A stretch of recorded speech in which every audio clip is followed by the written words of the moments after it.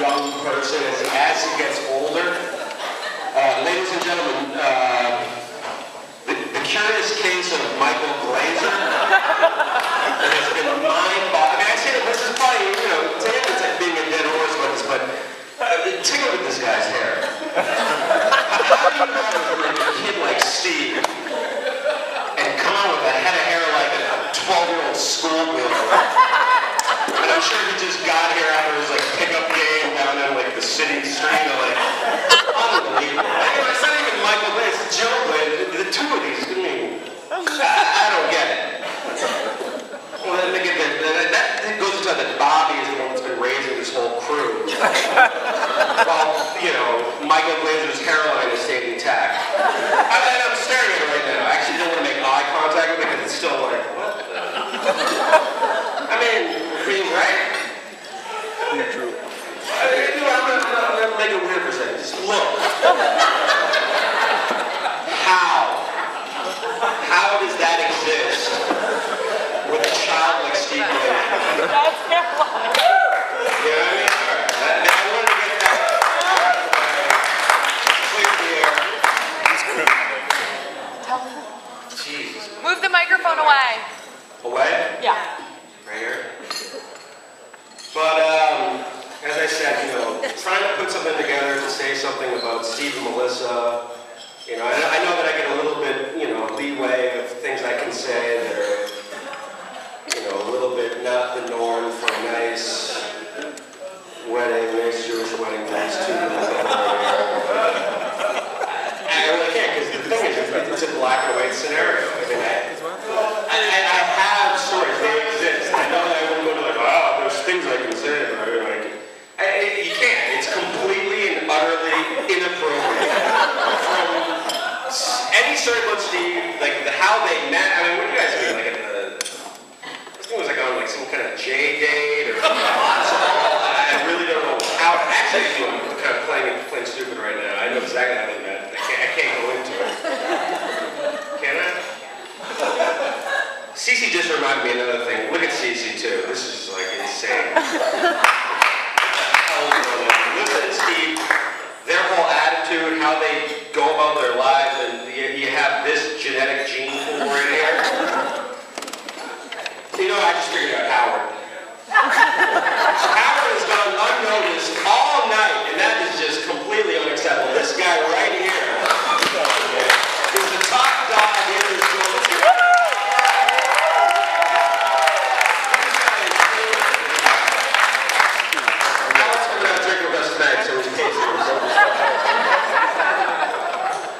Anyway, let's get back to the couple right now.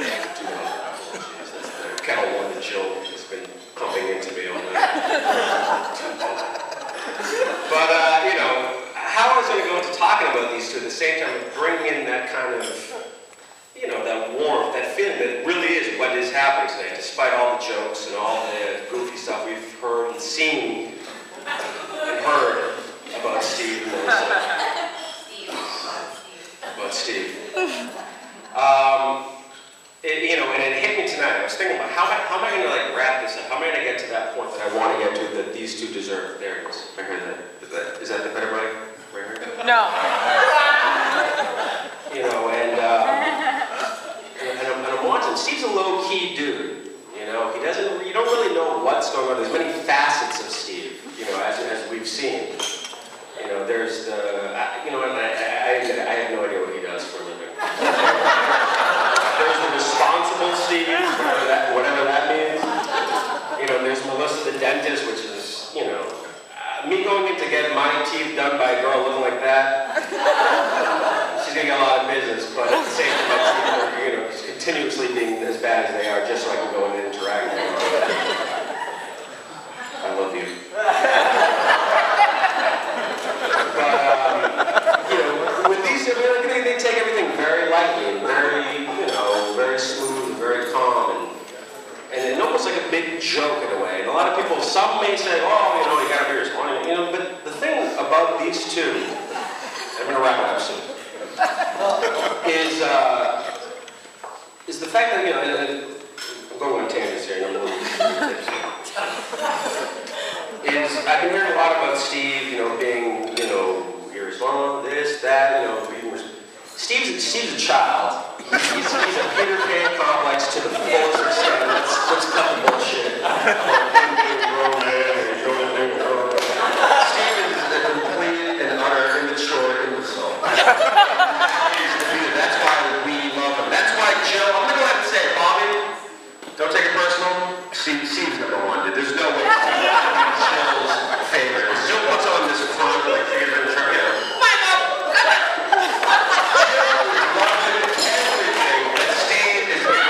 She loves that wacky, wild, bullshit LA. Without a doubt, there's no, look at, come on, please. Jill's iron grip, no way. Jill's party time. But going into this is what it is. I was trying to figure out what it is about these two that I can say. I mean, there's plenty of things I can say that makes sense of what's going on. I just can't say it. But the PG version, the truthful version, is the fact that Steve is going to be immature. He's going to be a child. He's going to be fun, loving, caring, and innocent, and just completely and utterly, carefree till the end of days. And there's nothing that Melissa would change about him. Steve gets to be who he wants to be. She's not changing one thing about him. When you get a situation like that, where two people get to be, I don't know why I'm looking at Jill's.